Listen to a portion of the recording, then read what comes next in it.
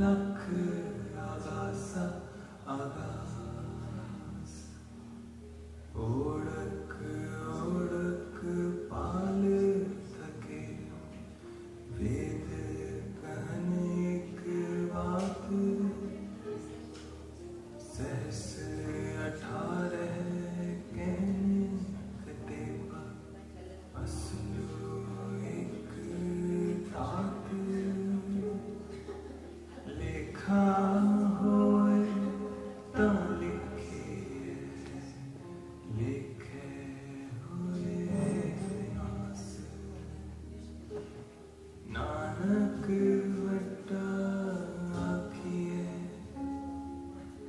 आपे जाने आप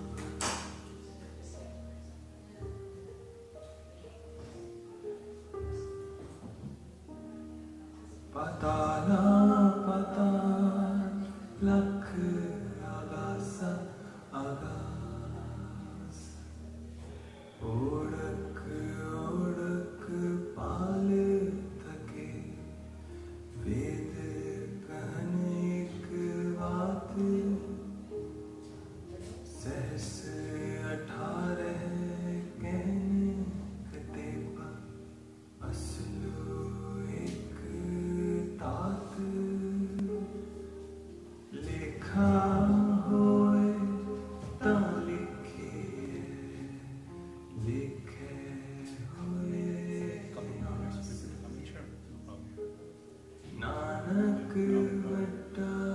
जाने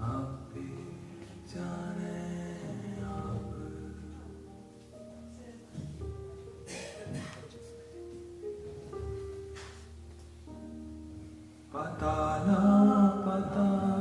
पताला पताल लख आगासा आगास ओढ़क ओढ़क पाल थके वेद कहने की बात सहस 18 कहते असलो एक तात लिखा होए तो लिखिए लिखे हुए आस नानक वटा आखिए आपे जाने आप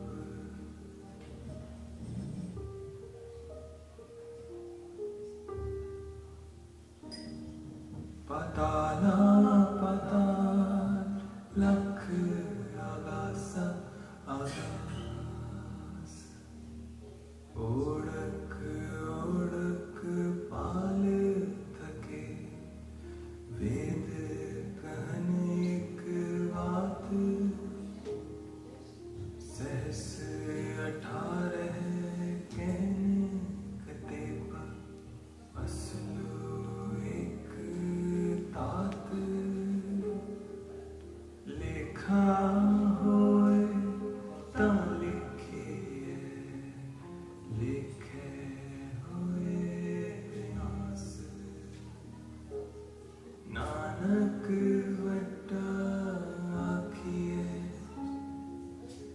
आपे जाने आप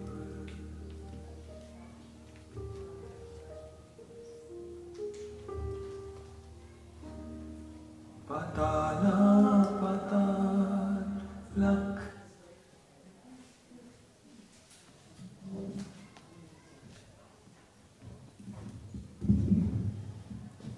So welcome back after dinner. Just a change in the schedule. The concert tonight with Jessica will actually be here rather than at the chapel. So after, well, I guess after his talk. I want to introduce Sarmi Kanwal. He was trained as a particle physicist and is an instructor at Brookdale Community College. And I've known Sarmeet for several years. I met him. We're part of a multi-faith organization in New Jersey, the Monmouth Center for World Religions and Ethical Thought. He had been several years at the Bell Labs in New Jersey while the cosmic background radiation was discovered, I believe. It was before my time. It's Before been your right, time. yes. But he was very... The same building, yeah. He was very instrumental in recently saving the structure that identified the cosmic background radiation in Holmdel and preserving it because it was going to be put into developments. Condominiums. Condominiums. The other thing, Sarmeet is here as a representative of the Deep Time Network. I don't know if you're familiar. There's some information on the tables. Yeah.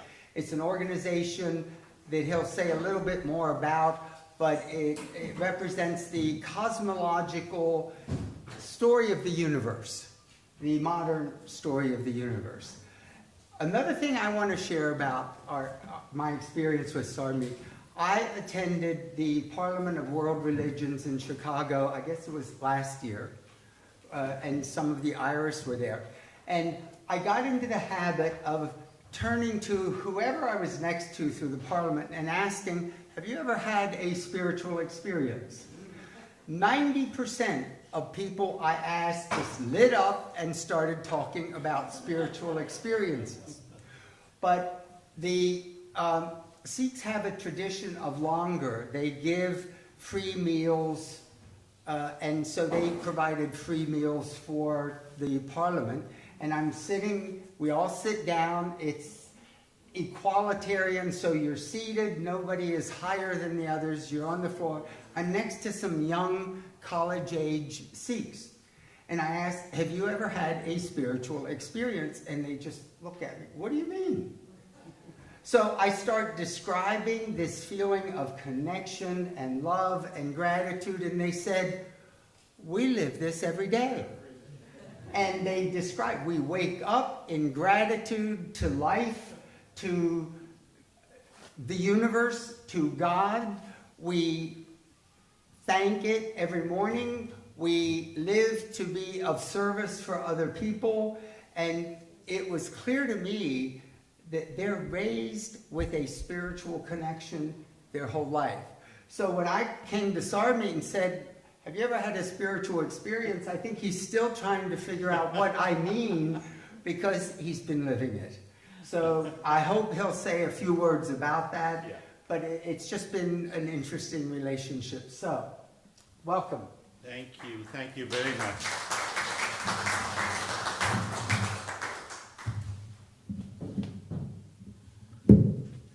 So first of all, I know that I'm competing with the Sunset Cruise today. But I promise to take you on a different kind of a tour. I'm going to take you to a tour of the whole universe today.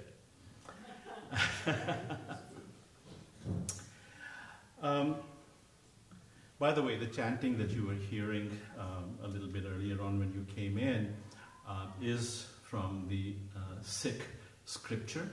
And I'll have more to say about that towards the end of my talk.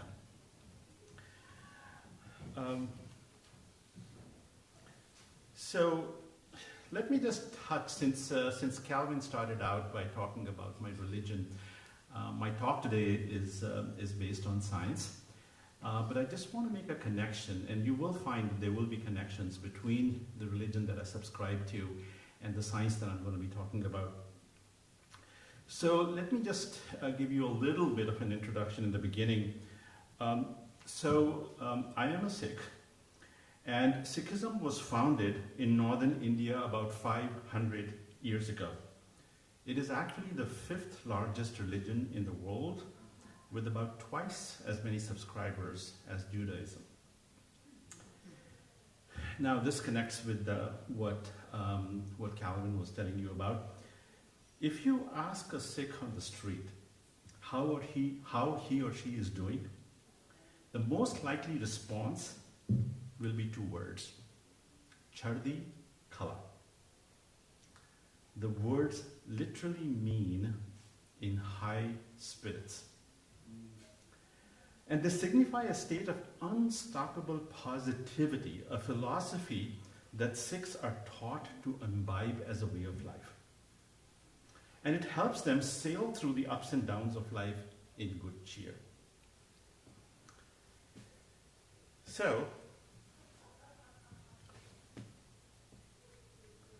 this is what Chardi Kala looks like on the faces of an enlightened Sikh family. And I can't stop myself from showing a picture of my young little grandson here too. He is always in Chardi Kala.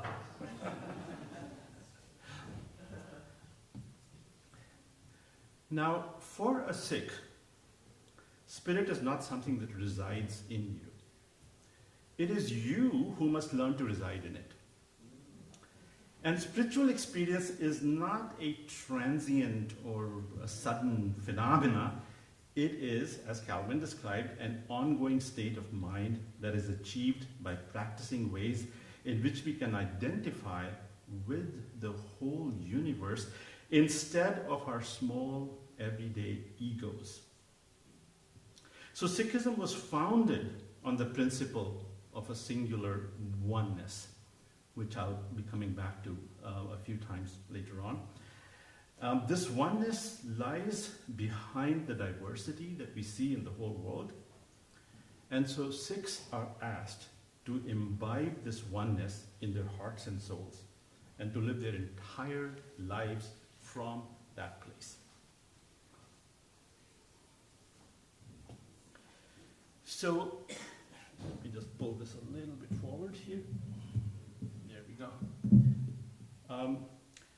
Embracing oneness is a principle that is proclaimed by many Eastern religions and philosophies, and possibly by some Western ones as well.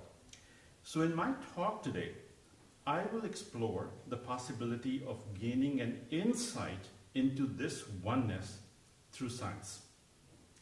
And to do that, I will use our current understanding of the story of cosmic evolution.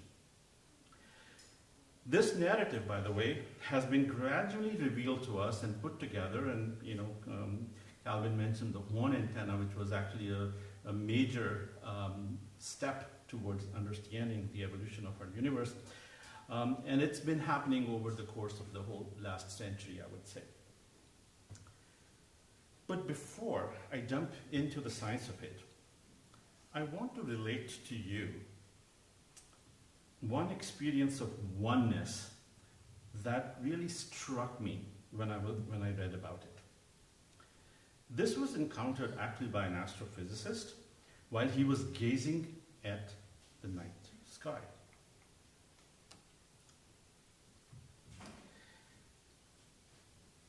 Most of us feel a sense of awe when we look up on a clear night sky.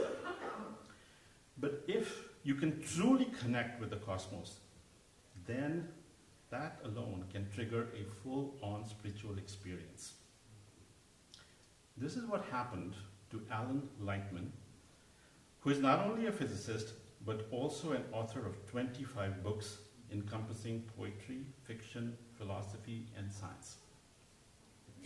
And this quote that I'm going to read to you is from his book titled Searching for Stars on an Island in Maine, which isn't very far away from here. In fact, Alan has a summer home in one of the islands, and it was while he was riding on a boat from the mainland to the island that this particular experience happened that I'm going to relate to you now. No one was out on the water but me. It was a moonless night and quiet. The only sound I could hear was the soft churning of the engine of my boat. Far from the distracting lights of the mainland, the sky vibrated with stars. Taking a chance, I turned off my running lights, and it got even darker. Then I turned off my engine. I lay down in the boat and looked up. A very dark night sky, seen from the ocean, is a mystical experience. after a few minutes, my world had dissolved into that star-littered sky. The boat disappeared, my body disappeared, and I found myself falling into infinity. A feeling came over me that I'd not experienced before. I felt an overwhelming connection to the stars as if I were part of them. And the vast expanse of time, extending from the far distant past, long before I was born, and then into the far distant future, long after I will die, seemed compressed to a dot. I felt connected not only to the stars, but to all of nature and to the entire cosmos. I felt emerging with something far larger than myself, a grand and eternal unity, a hint of something absolute.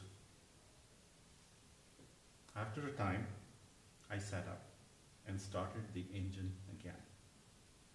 I had no idea how long I'd been lying there looking up.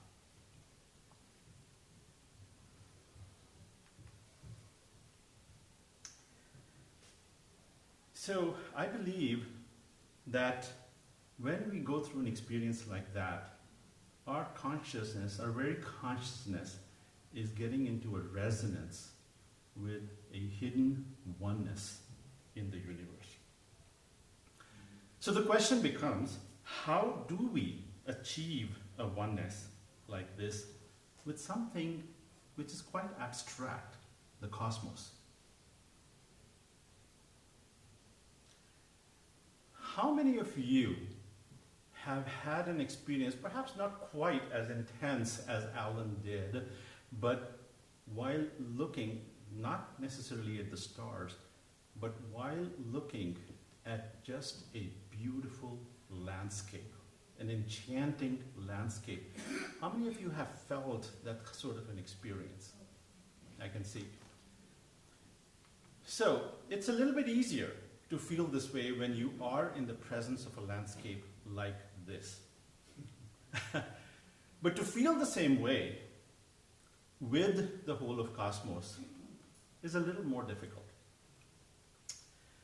So to kind of help you at least get acquainted with what it means to connect with the cosmos, I am now going to take you on a little tour of what our cosmos is, and perhaps I will convince you that it is a lot more than what you might be thinking of it as now.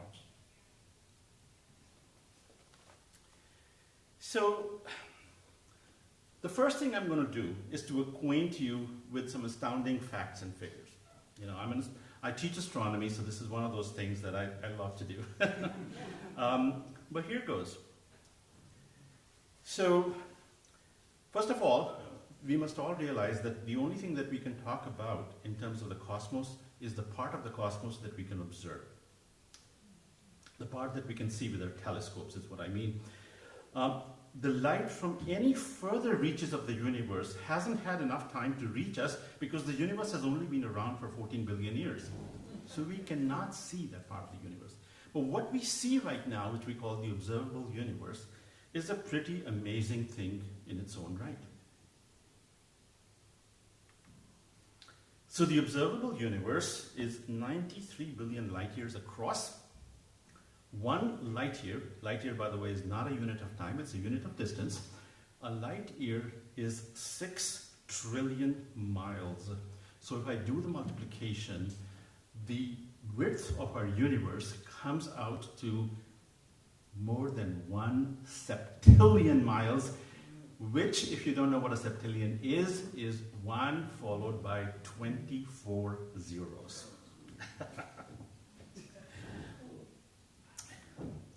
So the largest unit in the universe is called a supercluster of galaxies. We now understand, and these are rough figures of course, there are 20 million superclusters in our observable universe.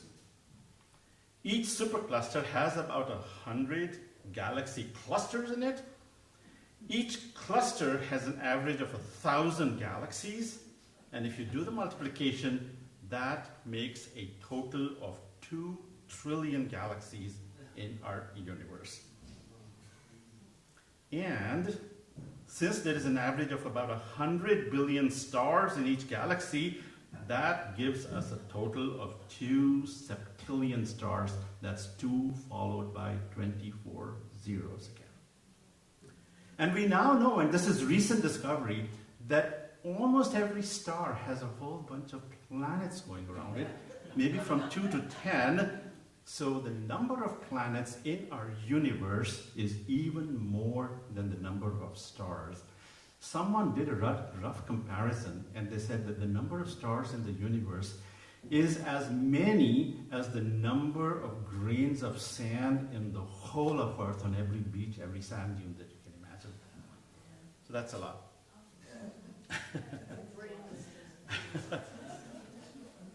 So yes, it blows your mind. But this is not the important thing about our universe. The vastness of the universe is very impressive, and I love to tell people about it, but that alone does not help us connect with the cosmos. If anything, it makes us feel small and insignificant. Right? But we're not insignificant. Because what matters to the universe is not our size, but the role that we play in its ongoing development. And to convince you of that, I'm going to step back and review with you pretty much all the important things that we have discovered about our universe, which hopefully will change your perception of what it is. Now, the constellations of stars in the skies have not changed for thousands of years. We know that. But that does not mean that we live in a static universe with objects floating aimlessly in empty space.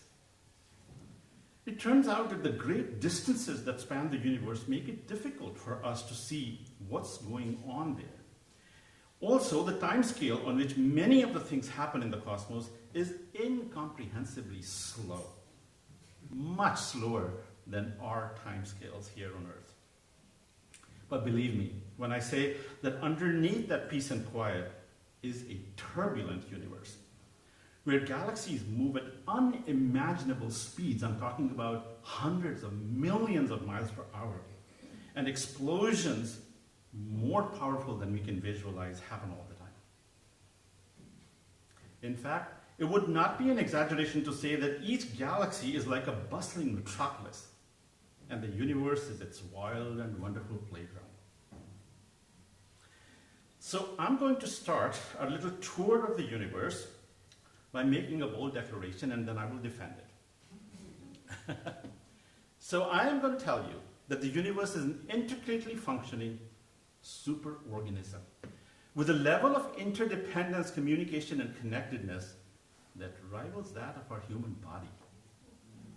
And I'm also going to tell you that there is a story of origin that our universe has, which we have discovered, which actually plays a great role in understanding what we are doing here in this universe and what our role is. So, let me start our tour here close to home, which is our own solar system. We generally associate life with our own planet, Earth. But let me tell you, creating life is a joint cooperative venture for a whole star system, which is what a solar system is. In fact, our solar system, which is made up of the sun, 8 planets, and numerous moons and asteroids and comets, actually allowed life to come on Earth in a very cooperative, familial kind of a way. And let me convince you of that. Well, first of all the planets are indeed siblings because they were born from one disk of gas and dust that was whirling around our sun while it was in the process of being born. But that's not all. I mean, you all know that without sun's warmth, there would be no life here on the Earth. But many of you may not know that the moon, and we have an oversized moon, most planets don't have a moon as big as ours. Our moon played a critical role especially in getting life from the oceans onto the land. The tides which are created by the moon actually played a huge role in making life emerge and evolve. And here's something that you probably have never heard about. When our Earth was created, it was created in a part of that disk that was too hot for water to melt. That's why our planet is rocky. Places where water could melt further away in the solar system actually created much different planets that, we call them the gas giants. So when Earth was born, all of the water which was in vapor form was blown away by the sun, and what we had was a dry planet where life could never have emerged. But then something amazing happened. We happened to have this huge giant Jupiter not too far from where the Earth is. The gravity of Jupiter took all those icy comets that lie in the outer part of the solar system and flung them towards the Earth. Thousands of those comets crashed onto the Earth and, of course, melted, and our oceans are the melt of those comets. So you probably understand when I say that life on Earth was not just a happenstance, it was something that was created as a result of all of the parts of our solar system working together. In fact, there is even a possibility that the molecules of life that gave rise to us may have come from another planet, specifically possibly Mars, because we know that even today, about 50 rocks from Mars crash onto the Earth every year. And there were many, many more of those during that time. So who knows where life actually really came from? Well, now we can go a little further and start to see what is the function of the galaxy in which our solar system resides. So if the star system's job is to evolve life, then the job of the galaxy is to create those billion or so star systems with multiple planets in each of them so that there would be a possibility of life on some of them.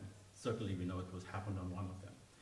And the only thing that the galaxy has to make all of that happen is hydrogen. That's all that the galaxy is made up of. And so to do this is not as easy as you might imagine. So first of all, you have to have stars. And it's true that stars make all of those heavy elements that are needed to make planets. And they do them all in their bellies. And it is these same elements that eventually find their way into life forms and into us. As a matter of fact, every single atom in our body, other than hydrogen, which actually came out of the Big Bang, every single element was created in some star a long, long time ago. And most likely in different stars. So who we are is the result of millions of stars that created those atoms and then poured them back into the galaxy.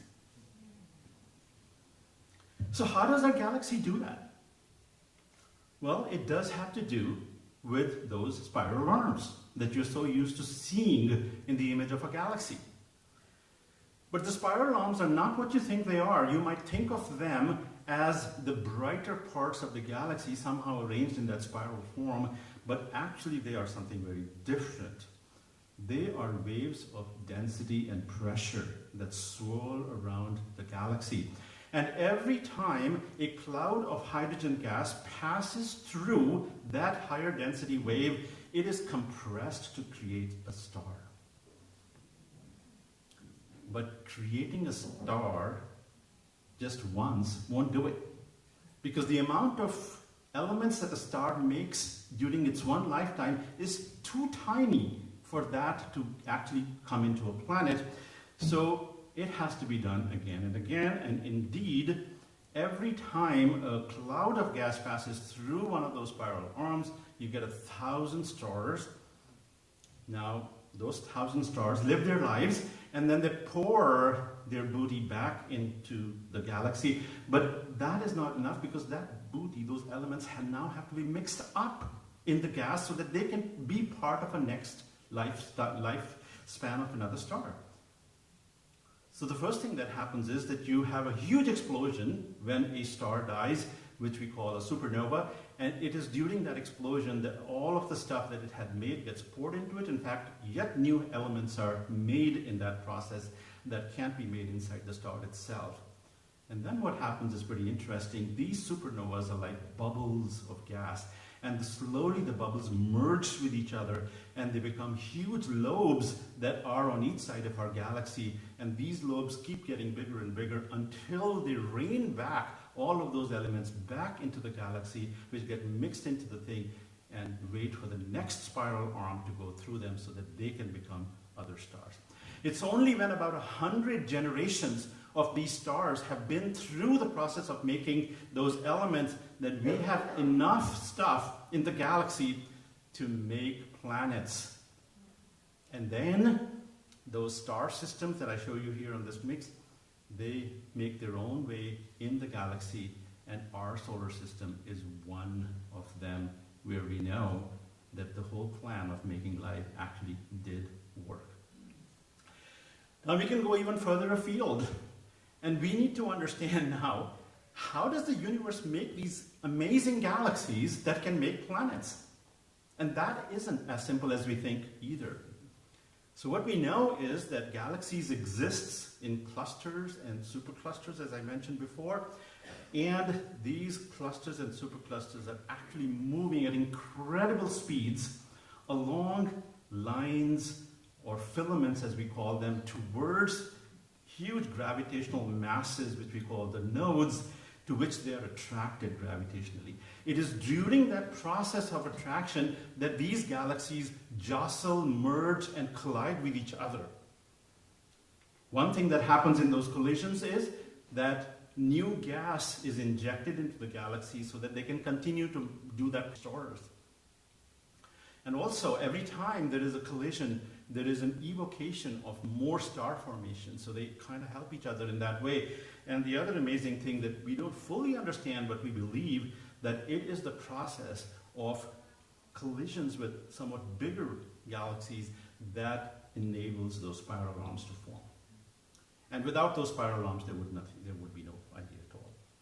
So if we go further afield and if we look at a whole bunch of superclusters of galaxies, what we find are streams of these galaxies that are moving towards, what in our area or our region we call the Great Attractor, for lack of any other name, because it is the place where all these galaxies are headed. And our Milky Way, if you see from this picture, is actually kind of on the periphery of it. So we have a long way to go before we get to that place.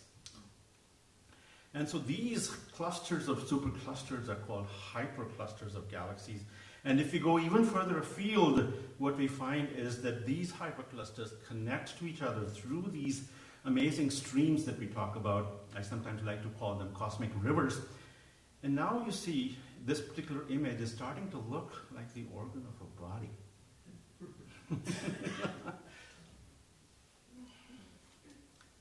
So it's pretty amazing. And so if I go as far away as I can, so that I can see the whole observable universe, what I will see is what we now call the cosmic web. These are the filaments and the nodes seen from very far away. So now I come to the question of what is our role in this universe? So let me throw a few more numbers at you. So what you see in this image is a depiction of the part of the cosmic web that we can observe from Earth with our powerful telescopes. And from this vantage point, we can start to form an idea. Every little pixel in this image is a supercluster of galaxies. Every filament is made up of 100 or so of these superclusters, which means about 10 million galaxies in each of that filament that you see here, in the millions of them in there.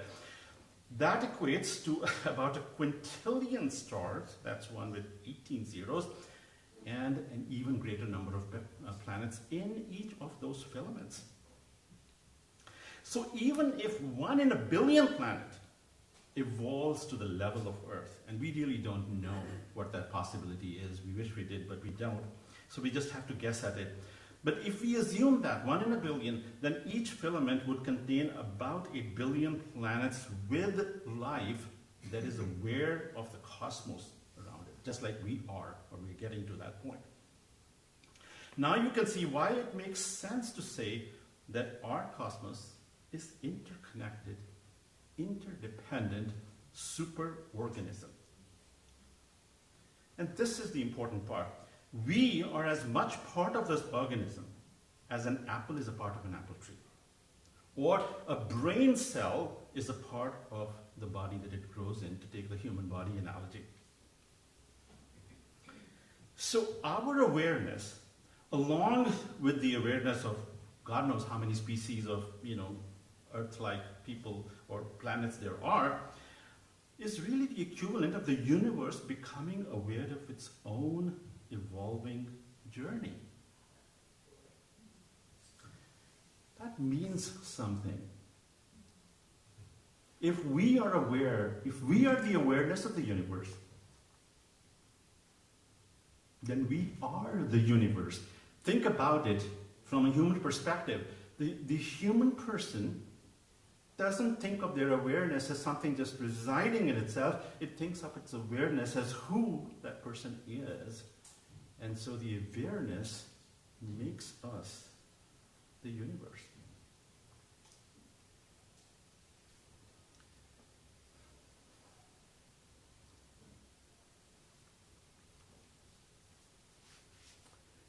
All right.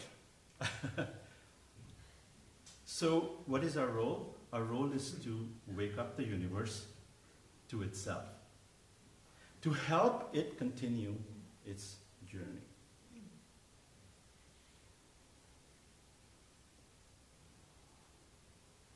And that means moving the cosmos in the direction that we now know is quite well established, because we know and understand the 14 billion year history of our universe.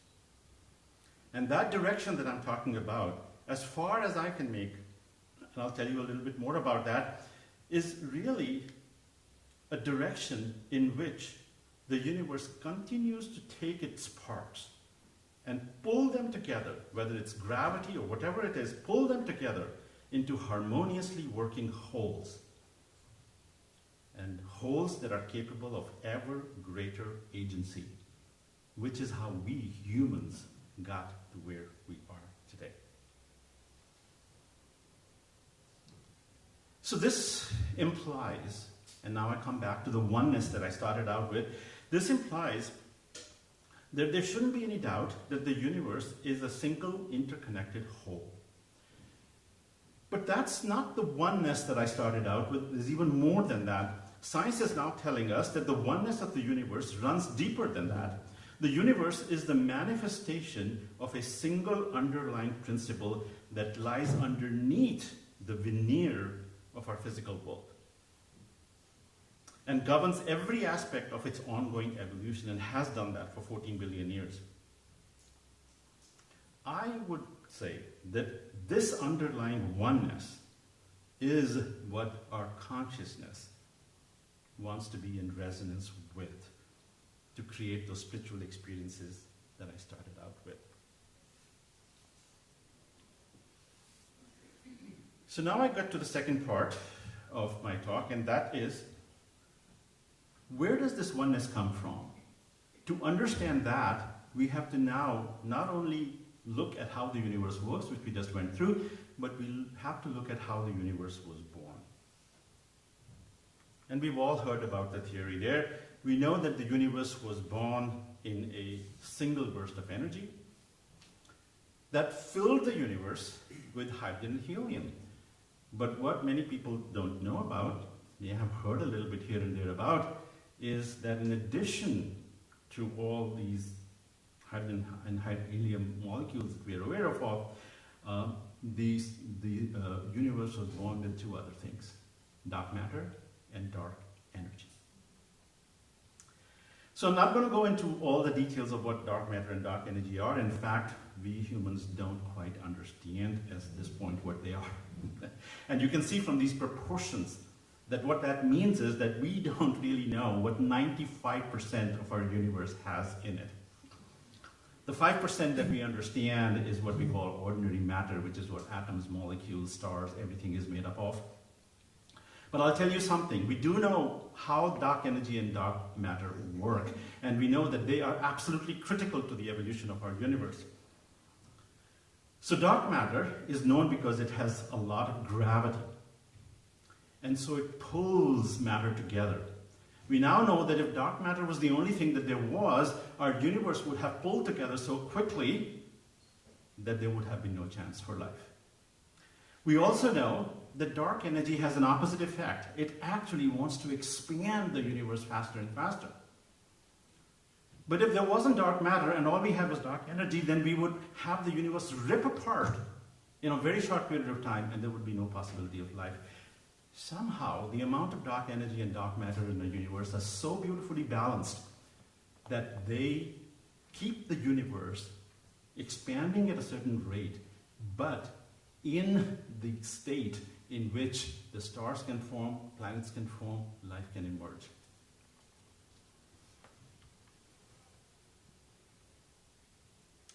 Dark matter has another role. We now understand that without dark matter, there would be no galaxies. Because of its gravitational pull, dark matter is what created a web in the first place. By the way, dark matter is invisible.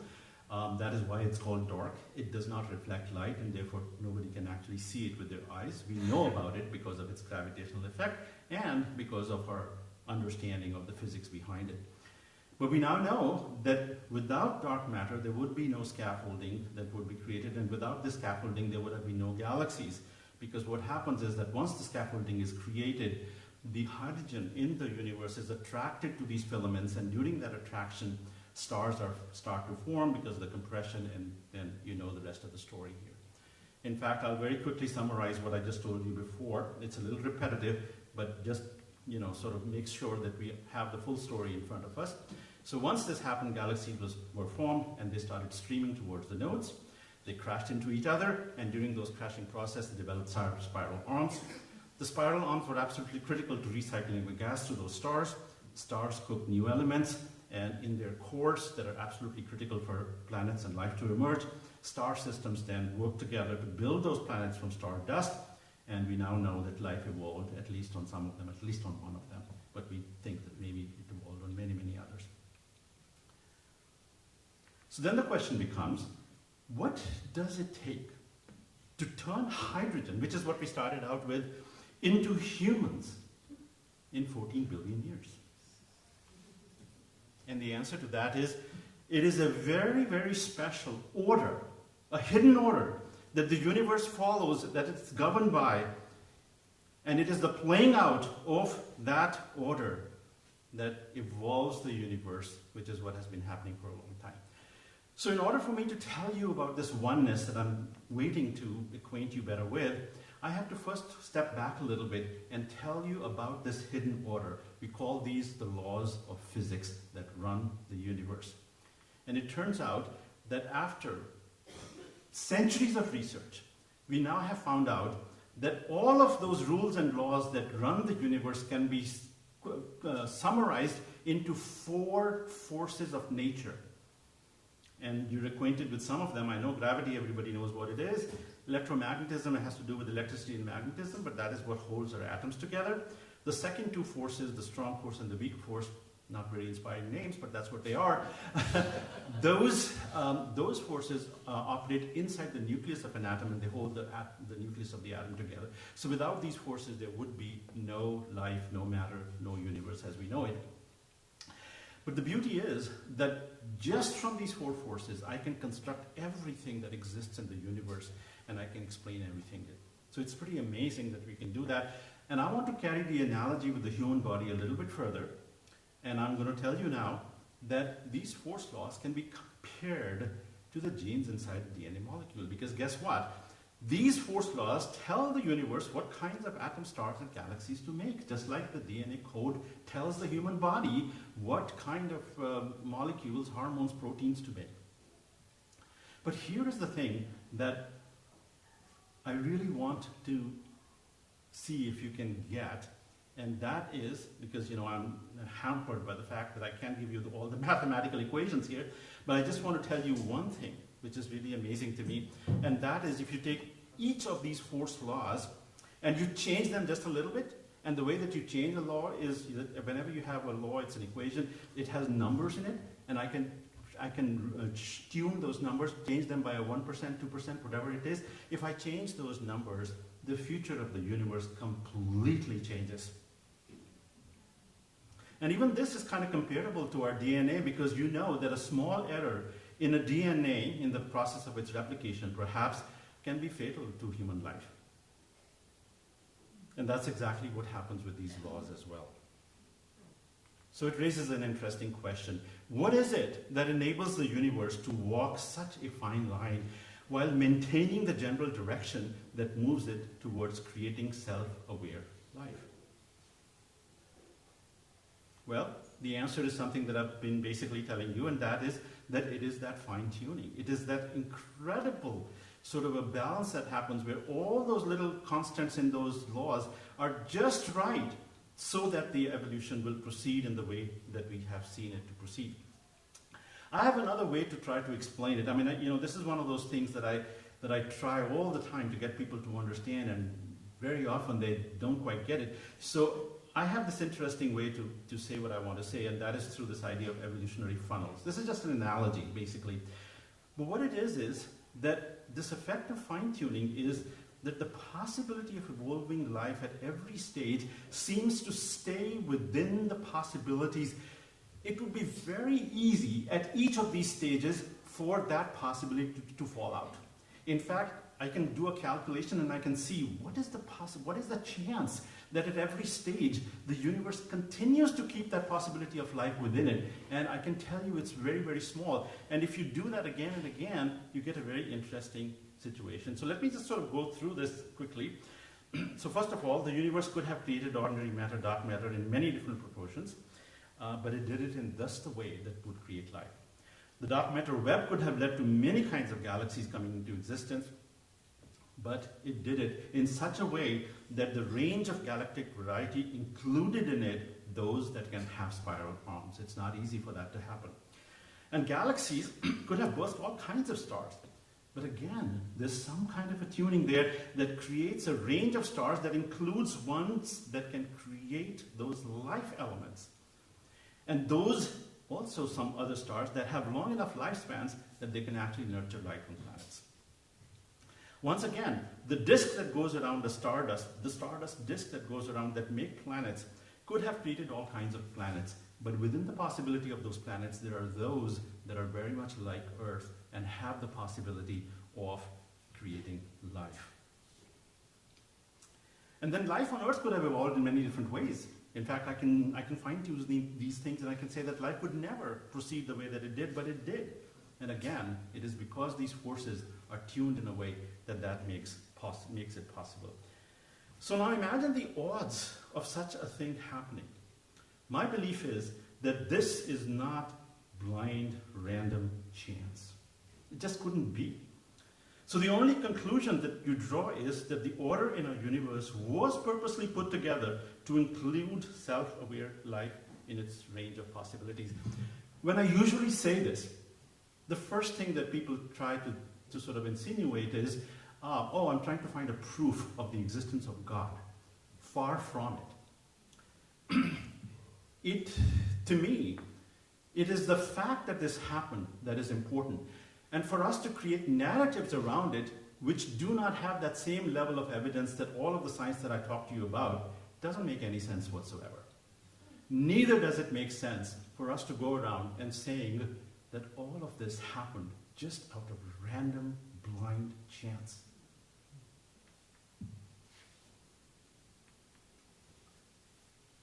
So the order, and this is where I like to be, the order that has evolved the universe is a mystery. Certainly from a scientific viewpoint, it's a mystery. Science, in principle, cannot explain something like that because science starts with a code, with a law, and then it tells us how that law works and how the universe comes from it. But if you ask science, where did the law comes from? It has no answer, and in fact, it will never have an answer. But it's still important that science has given us this context, because it is from this context that we can start to make sense of who we are and what our role is. And at this point, I'm going to pause and tell you that the organization that I've been associated with for quite some time now, and in fact, I have to thank Calvin for introducing me to that organization. I didn't even know about it. But that organization is called Deep Time Network, and they have this as the basis of everything that they then build up from.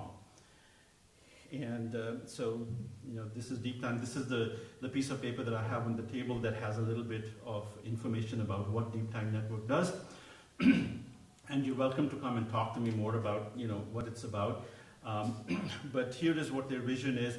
It says that our vision is a world in which an evolving, interconnected universe with its unique community of life on our home planet Earth is a context, the most important context for understanding, belonging, inspiration, decision-making, and creating the future. And I would even go further than that. It is the context in which we can understand what is happening to our world today. So if there is a hidden oneness beyond this interconnectedness of the cosmos, then science is telling us that our universe must have emerged from something that was single. Not four, but single. And indeed, that is what we have found in the last few decades. and so this is kind of the last piece that sort of puts the whole puzzle into picture. And that is that these four forces, if we work them backward with all our knowledge of physics that we have today, we find that at the temperature at which the Big Bang took place, all of these forces start to look more and more like each other until the point where all you have is one single force. And so this is the one single principle from which our whole universe seems to have emerged. And here's the other interesting thing. I mean, you might say, oh, so that was a oneness that took place 14 billion years ago, but what does it have to do with what we are doing now? Well, the answer to that is that that oneness hasn't gone anywhere. It's still here, and it can be recreated and reproduced at will. As a matter of fact, we do that every time we take particles and accelerate them in our huge accelerators. We are creating the conditions of the Big Bang, and in those conditions we've actually seen these forces merge together. So here is the question. Is it possible that our psyches can sense this cosmic oneness that exists all around us? Well, I'm not going to answer the question, but I'm going to put another question. How do spiritual experiences fit into this cosmic evolution story that we have? That was my starting point, and this was kind of like building up to that. So here is my last bit, and that is to carry the human analogy yet further, and to realize that in a human body, the DNA not only decides what kind of molecules to create, but it also releases the things as and when they're needed. So, during adolescence, there are certain kinds of hormones that get released. They don't get, released in a baby, but they only get released at the level of that. And there's many such things that happen. I'm not a biologist, but I'm at least aware that that's how the body works. And so it seems that the universe works in a very similar way. At each stage where a new evolutionary strategy is needed, the universe seems to bring it out from as if it was latent all the time within the universe. So I'm going to now give you a quick sort of an update of how these principles have emerged. Well, the first phase is obviously the physical evolution phase, where we went from the Big Bang to creating complex molecules on the planet Earth and maybe elsewhere as well. So what happened there? Well, these molecules were made because of all the stuff that happened before, which I've just gone through. I won't do that again. But the point is that at that point where we had these complex chains of molecules, there was not much more physical evolution that could take place, because these molecules get made, they disintegrate, they get made, they disintegrate. Evolution doesn't go any further. But thankfully, what happened at that point is that these molecules took on a new role. They became the memory of whatever achievement evolution had made, so that they could now propagate, and as they changed and evolved, that memory kept propagating so that we can have biological evolution. And that went all the way from cells to us humans. But when we became humans, we got too smart for ourselves.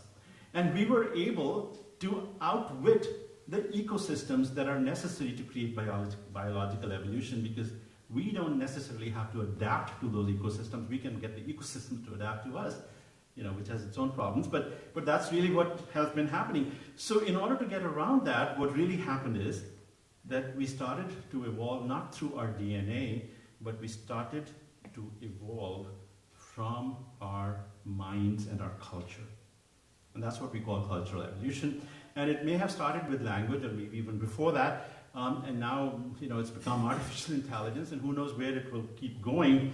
But what we now understand is that even this evolution of our cultures, which by the way manifests itself in our origin stories, in our institutional identities, in the spirit that we see around our communities, towns, nations, all of that has been part of this cultural evolution.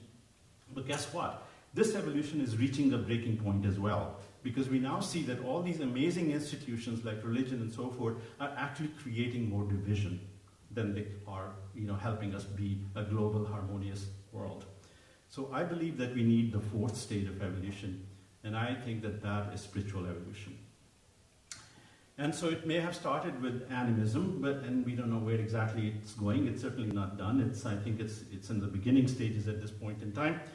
And so what is it that enables spiritual evolution to happen? It's all the spiritual communities that we've been talking about here on this conference. I believe that indigenous groups have a big part to play in it. A lot of other organizations and communities, people that are concerned about peace, all of those are necessary parts of bringing this spiritual evolution forward. But I believe that this spiritual evolution is not just spiritual experiences. I believe it's the kind of spiritual state that, going back to my religion, Sikhism, seems to have discovered. So maintaining a constant state of spiritual enlightenment is, I believe, the fourth stage of cosmic development. It is the resonance that we are able to create with that hidden oneness. That's, maybe some speculation there, but that seems to make a lot of sense to me.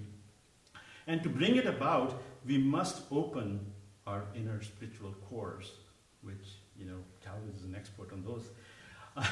And we also need to be aware that there is a guidance from the whole that can take us towards that. So coming back to Sikhism, making a full circle here, and talking about my own personal self, the spiritual experiences that I have had, and for a long time I didn't really believe they were until I had a nice conversation with Calvin one day, and it's really the feelings that I get when I'm in a community of Sikhs, and mostly it is in the process of singing and chanting hymns and working together on a service project. The kind of feeling that you get is as close as I can imagine to an ongoing spiritual experience. So Sikhism, I think, believes that the easiest way to open ourselves to an abiding state of spirituality is by singing and meditating with like-minded others, and by practicing selfless service. And this brings me back to the chant that I started out with, that you heard as you were coming into the room. That chant has this as a translation. There are netherworlds beneath netherworlds and hundreds of thousands of heavenly worlds above. The Vedas say that you can search and search for them until you grow weary.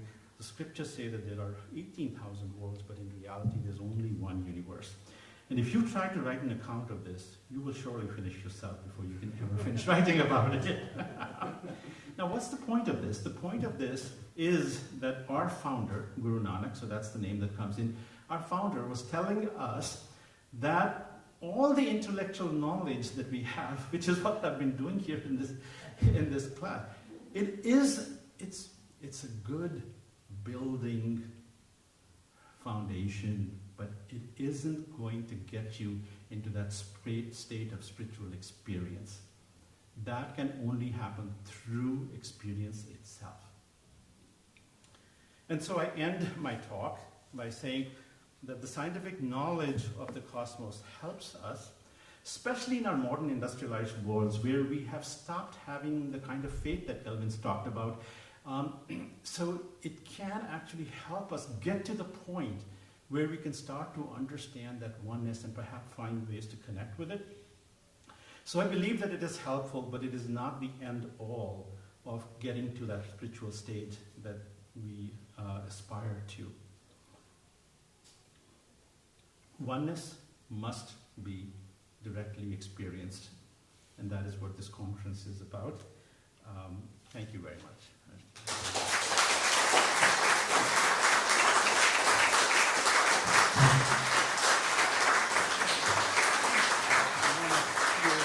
Yes. Thank you, thank you. Thank you very much. Thank you, thank you. Thank you, Sarge. Is this on? Yes? No? Oops. No? You can take this one. Yeah, it's a small Hello. one. Okay. Thank you, Sarmi, and let's open it to questions, comments. I'll come around. So, thank you. Beautiful telling of a beautiful story. There's so many things I want to ask you, but since you have a connection with the cosmic microwave background, what do you make of this strange alignment of that cool zone in the CMB that aligns with the solar system? You know, and the solar system, of course, doesn't align with the plane of the galaxy. So if we go back to the Copernican principle, it would say we're no place special. We're nothing special. We're no place special. But yet we have this strange alignment of the cosmic microwave background from the Big Bang that aligns with the solar system. So I'm not quite sure exactly what alignment you're talking about. Maybe I should go here to the speaker here. It turns out that the cosmic background radiation, in fact, the reason why we figured that it has to do with the Big Bang and not anything else is because it is coming from every single direction, and the intensity of it from every single direction is pretty much the same.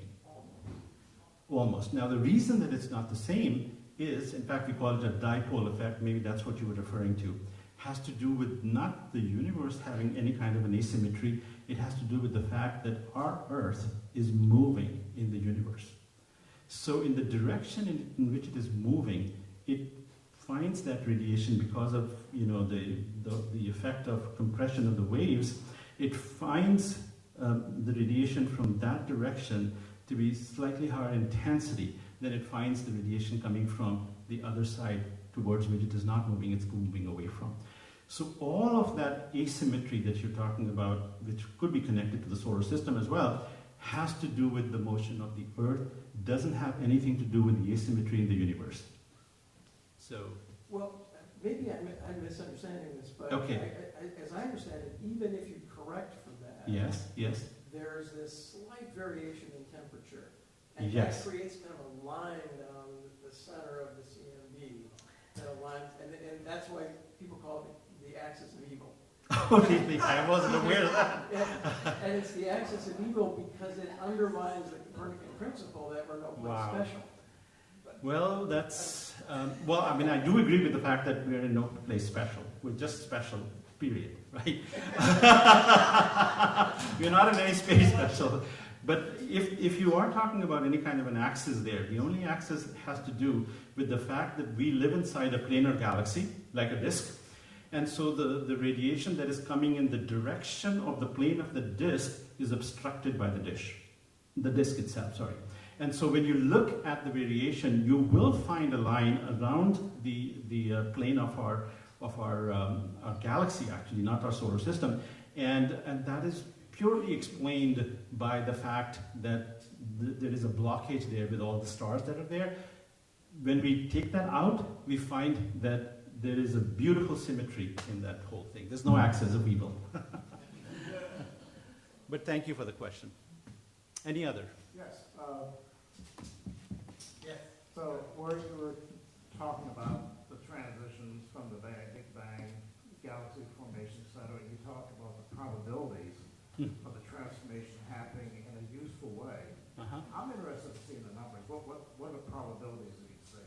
Oh boy. So I don't think anybody has really sat down and actually written those probability. I think I ought to do that one of these days. But I do have a rough idea, and that is that, we're talking about 1 in a million, 1 in a billion kind of a thing. And when you then multiply them again and again, because our universe went through so many stages, and if at every stage the chance that it would still continue to have the possibility of life in it is 1 in a billion, then you multiply them, then you get 1 in a septillion possibility that our universe would have ended up with us in it. And I find that absolutely incredible. I mean, that is not something that, in my view, can be explained by any kind of a random effect. We won the universe lottery. Excellent, excellent. Yes, that's a beautiful way to put it. We won that lottery. Yes, that's why we are here. I maybe want to say that we created that lottery. The reason I say it that way, because I look at the human evolution, an anthropologist looking at human evolution in many, many different ways. And it's perfectly clear to me that two things that we need to understand. One is that we need to understand the relationship between information that's in our biology, if you will, and the second law of thermodynamics, which is really the key to that everything seems to go to disorder. Right, In right. fact, information is order. Absolutely. So now what we've done, in a sense, is at the cultural level, as you say, and I agree with that, that we have a transition between the information that's stored in us biologically, in the form of our DNA and RNA, and then that in turn, through the evolution of our brain or other brains like ours and other species, except we've taken it much further, and more recently, by the way, this is a very recent thing, that we've taken it to another level, where I call it biocultural evolution. The two get merged together. So there's an emergence of not just the capacity to do it, but the capacity to do it multiplies on top of itself. Therefore, the probabilities of that are very low, and there are opportunities for that to have occurred. So what I'm getting at is I think there's another level of this that we don't fully understand yet. But we're putting together right now, it seems to me. And one of the great opportunities, of course, is to determine the degree to which this oneness that you talk about, or the spiritual dimensions that we're all been talking about here at IRAS for a very long time, seems to me that there's an opportunity there for a new synthesis to occur. I think that that's happening at the level of information. It's happening at the level of the new systems of AI that we have. There were, LLMs, and the opportunity to have a new understanding could occur, believe it or not, maybe not in my lifetime, but many of the lifetimes in this room. And maybe some of it is occurring right now. Who knows? So what I'm getting at is that we're here at a particular time where these things have multiplied out in remarkable ways Yes. that have not occurred before. And we need to understand how that sense of all of this has to be integrated before we destroy ourselves, because there's a lot of forces that are out there that seem to be, with our environmental change, we're going to be in the hottest temperature we've probably ever been in our world tomorrow, as an example. So here we are in an ocean where we're cool. I'm sitting here with a sweater tonight. It's hard to believe that I'd be here sitting in a sweater where the city I live in is dying in the heat tonight. Yeah. So what I'm getting at is there are these incredible pockets. We're at a pocket now here on Star Island that we should appreciate and be aware of. And I'm thankful for you bringing the Sikh perspective on this. I've served in many different ways of problem world religions, and I've adopted the Sikhs as a matter of fact in that activity. So Thank you. Yeah, I think. I'm thankful for you Right. Thank you. Thank you. I think that what you have said is pretty much in support of the thesis that I'm proposing right now. So you've added even more evidence to that, in my view. Yes, absolutely agree with everything that you said.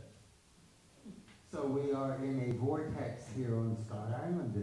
Well, I'm just wondering about this whole issue of time, because life has been around Yes. for 4 billion years. Yeah. 3.4. Yeah. Very close to 4 billion years, right? And humans have been around for, in that time frame, like a clock, less than a second. Couple of 100,000 years. That's it. Yeah. I mean, it's seconds. Yeah. It's very, very tiny. It's a, So, yes. I think Yeah. More into the. Or maybe it could. Hello? You can hear me? Oh, sorry, I thought I was close enough. Anyway, this whole issue of time, Mm-hmm. but then it seems like things are getting reversed in a way. I mean, Hmm. because, I mean, what's happening now is minuscule in that time frame. Yes. I don't know, I'm just wondering what you think about that time frame. Yeah. And, I mean, what we're talking about is things that are human, Mm-hmm. which is so short a time. Mhm. Are we talking about, like, the beginning of life 4 billion years ago? I mean, all of it's a continuum, and it's all happening all the time, it sounds like. It is a continuum, absolutely, but it also has an exponential character to it. You know, it took 9-10 billion years for our planet to form, right? Then it took 4 billion years for life to emerge to the kind of state that we have. And look how things have speeded up. It only took 100,000 years or so for us to come from, you know, primates to who we are today. And now we see artificial intelligence develop in the course of just a few decades. So everything is getting faster and faster.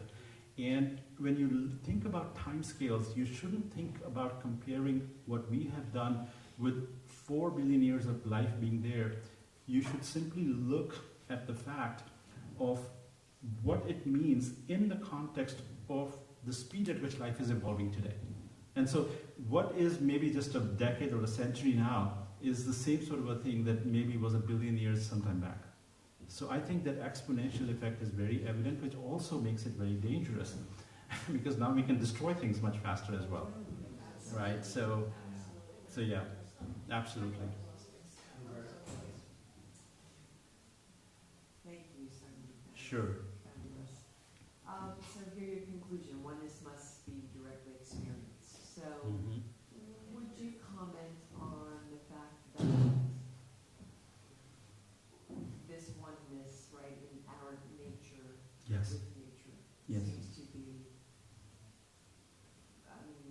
there's just, words are falling short, but deeply, perhaps sameness, similar, right? Oh, yeah. Connection, yes, yeah, I'm just trying to, I'm thinking out loud, so bear with me. So my thought is, my question is, with so much sameness, so much similarity, so much recognition in this nature, Yes. is it not, should it not be easy that it's relational, that it's intimate, that, you talked about these experiences of oneness that you've enjoyed, have been with the group chanting. Yes. Yes. So